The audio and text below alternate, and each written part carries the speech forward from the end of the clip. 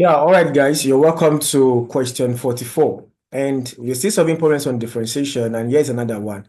It says if y is equal to x sine x, find the y dx. In other words, they want us to differentiate y with respect to x when x is equal to pi over 2. So not just finding the y dx, but once you're done finding the y dx, you need to substitute x as pi over 2 to get the final result. So now let's get started.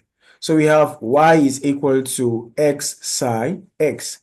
Now you want to ask yourself, what rule are you going to apply here? You can see we have x and we have sine x. Y is expressed as a product of two functions, right? X and sine x. So that means we're going to apply the product rule. I hope you still remember the product rule. So this x is just like my u and sine x is just like my v. Remember the product rule is really straightforward. So the y, the x is going to become, remember, you hold your u, which is your x. We differentiate sine x. If you differentiate sine x, you get cos x, right? Then plus, now you want to hold your sine x. If you hold your sine x, now if you differentiate your v, which is x, you get 1.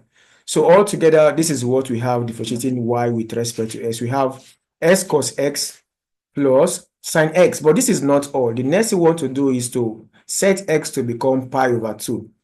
So dy dx when x is equal to pi over 2 becomes, so this here becomes pi over 2 cos pi over 2 plus sine pi over 2. Now, what is even pi? If you have sine pi, for instance, what does it mean? Pi actually here, when it is associated with a trigonometric function, pi is 180 degrees. So this is just simply asking you sine 180 degrees. So when you have pi over 2, that is going to be 180 over 2, which is 90 degrees. So this is just asking you sine 90 degrees, right? This is in radians. So pi over 2, like I told you, this is like 180 over 2 in degrees. So that is like 90. So this is like cos 90. And of course, I know you should know the trigonometric identities for special angles. So cos 90 is going to be 0. So this is just 0 here. And sine 90 is just 1. So 0 times pi over 2, this is just 0. And what is only surviving here is just 1. So just a recap. Pi in trigonometric function is 180 degrees.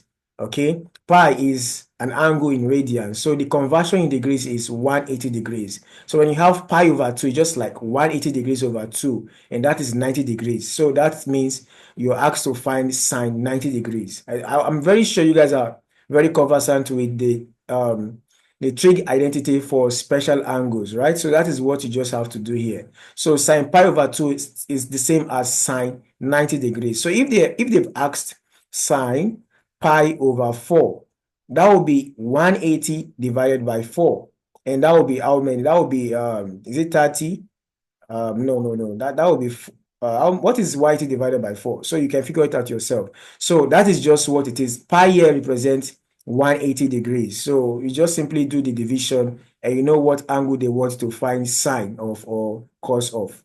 I hope that is clear. So the answer to this problem is just 1, and that is option C. So if you still have any question or you still have any doubt, just write me on the comment section. I will do well to respond before your exam day. So all the best in your preparation, and God bless you. Bye-bye.